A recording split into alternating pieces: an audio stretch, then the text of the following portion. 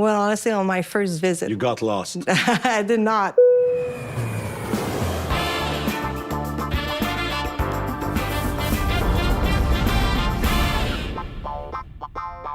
Welcome to Air Canada Travel Guides Hockey Edition. I'm Pierre Houde. Today we are flying to the beautiful city of Boston. And we will be visiting Boston with one of your favorite professional hockey player that has an amazing connection with the city of Boston, Marie-Philippe Poulin. Marie-Philippe, thank you so much for being with us. Thanks for having me. So what is that connection with Boston for those who don't know, and why is this city so special in your life? Yes, I was lucky enough to spend 4 years. I went to Boston University. Honestly, the day I stepped on that campus, when I had my first visit, I knew it was the university I was going to go to. And honestly, the city, what the people there, the community, honestly, it's just that passion I felt right away. And it was the best 4 years of my life. And I'm so excited to be here, talk about Boston today. Well, you'll be the ultimate guide, that's for sure for us. Studying psychology with the intent, of course, of majoring, training, tournaments, representing your country.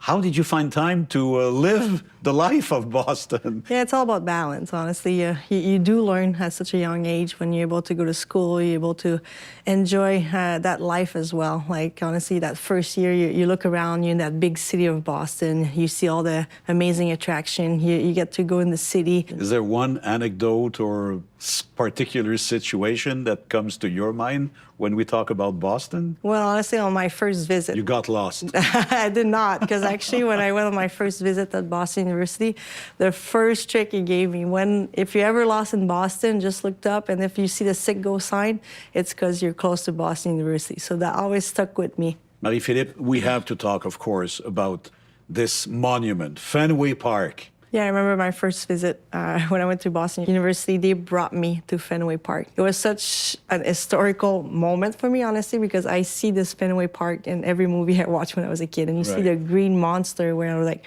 wow, this is massive. And I can't believe they were able to hit over that wall. But just to see that, being able to be in such a fun building, an environment of sport, to me was pretty amazing. I can understand that. And because Fenway Park has a magnitude that goes far beyond the inside of the stadium. You actually feel it when you get close, don't you think? 100%. If you walk by, you see the green monster wall. I think it's pretty easy to How did you feel the first time you saw that? I was really impressed. You got the goosebumps. 100%. It's like you go around, there's a lot of restaurant bars around where people are packed in there. They're so excited to get in that building, and honestly, you just see that. It's a dream come true. Are you that kind? You like to have a beer and a hot dog and the... Yes, well, of course. because you're a professional athlete, you're not supposed to say yes. It's all about balance, eh? If you do the right thing. I will certainly be endorsing your next place in Boston, the North End District. Yes, the vibrant and exciting time. You get on that street and you feel it. You actually want to try every restaurant on that street. You want to be there. You want to walk around and see what's happening. And you can feel like that excitement around that street, especially. And you're close to the water. You get there, and there's lines sometimes in this restaurant. And that's what you want.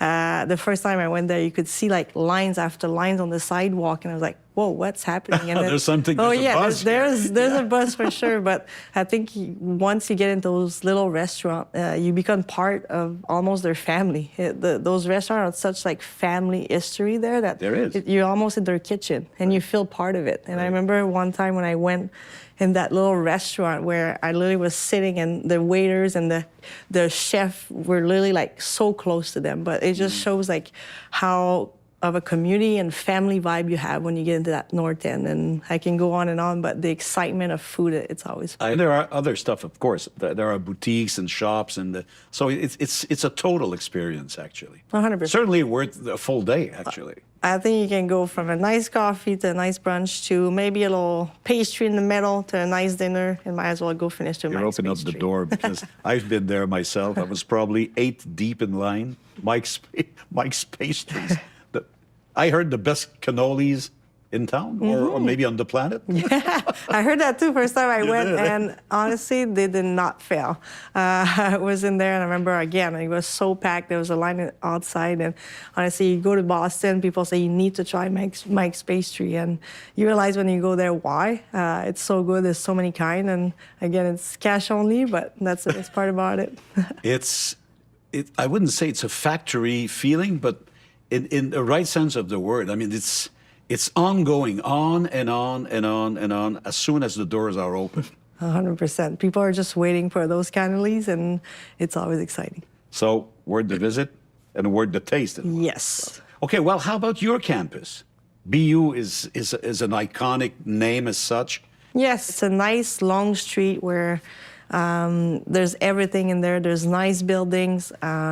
People are proud to wear their Boston University outfits.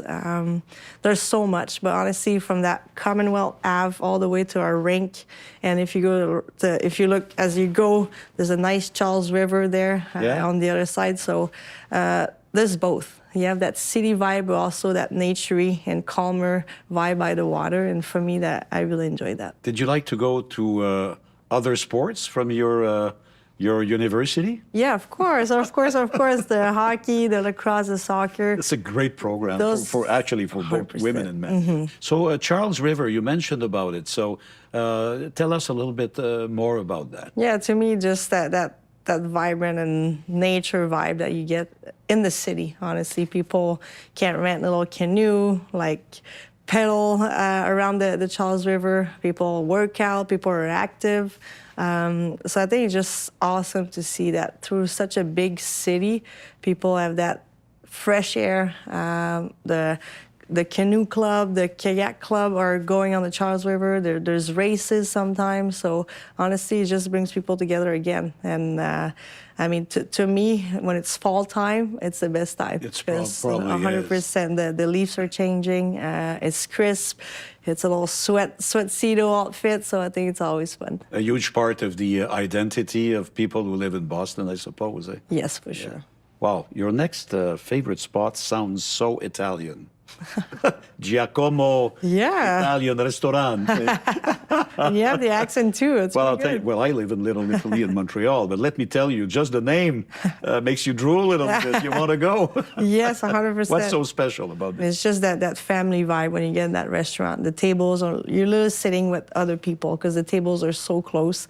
But again, it's like you're in that kitchen. You're in your grandmother's kitchen that she's cooking for you, and you feel the vibe. The waiters, it's like you're part of their family. And honestly, the menu change, it varies. It's written on the board, and it's just so unique. And to me, when you go there, it's about connecting. It's about, like, there's not one time when you eat a meal that you don't get to connect or you don't get to speak with the people you're with. So I think there's that identity in Boston. There's a welcoming feeling that is probably special to this city. For sure, and like right away you sit down, they know you're not necessarily from Boston, but right away you hear their accent and you know you're in that right spot, and people want you to be there, want you to try different things from their environment. So to me, a good meal, there's no better way to be in that North End than Giacomo.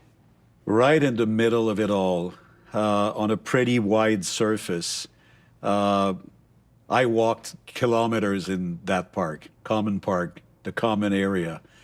So beautiful, so high on the list of assets of Boston. And there again, greenery, peacefulness, kids playing.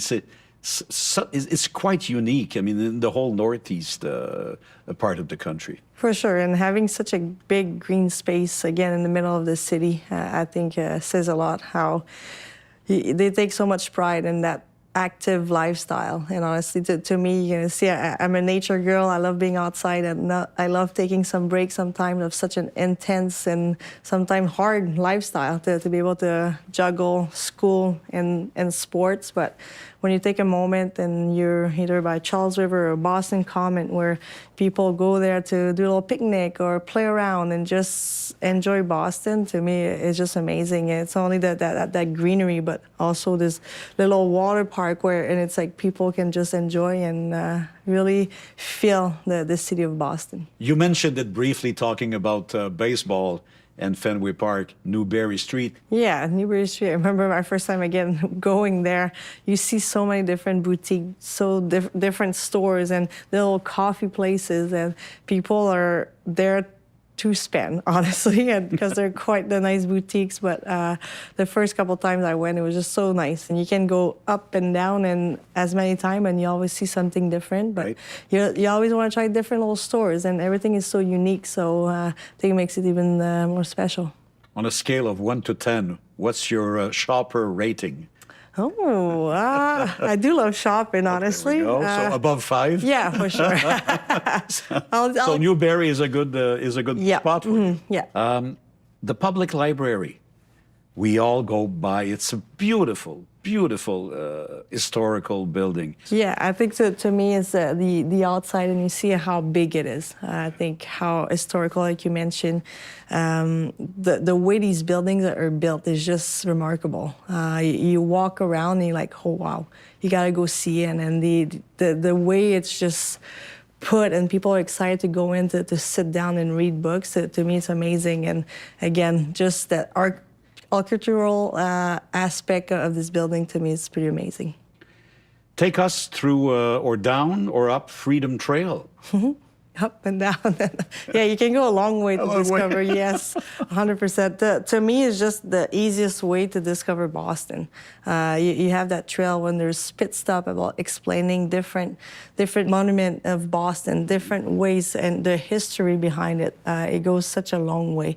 And being able, again, being outside and that trail, stopping here and there and seeing big buildings, big monument, that's how you learn. That's how you learn best about Boston. Did you try a lot of Irish pubs as well? Yes, Because that's maybe. Yeah, well, I mean, this is such a huge background of Boston's history, and still very active today, very vibrant today. And boy, they're all looking so beautiful from outside, even from outside. For sure, and like honestly, St. Paddy's Day is very big in Boston. Yeah. You see the green, people exciting about that day, and it goes a long way when you see these events. How people take so much pride into their day. Yeah, to me, you just want to get that green beer and enjoy with them. So it's always cool to see. In one word, or maybe a couple of words, how would you describe Boston? I think the excitement, the balance in that city, the sport, the historical, different university, and passionate. I think all of it to me was a great passionate, balanced, and exciting time I had for 4 years. Marie-Philippe, you were one-of-a-kind guide and a very, very good guide. We all want to go to Boston. Marie-Philippe, thank you so much. This was another episode of Air Canada Travel Guides Hockey Edition with Marie-Philippe Poulin. We also have other options. You could fly south to Fort Lauderdale with Marc, Denis, or you can fly west all the way to Los Angeles with goaltender Samuel Montembeault.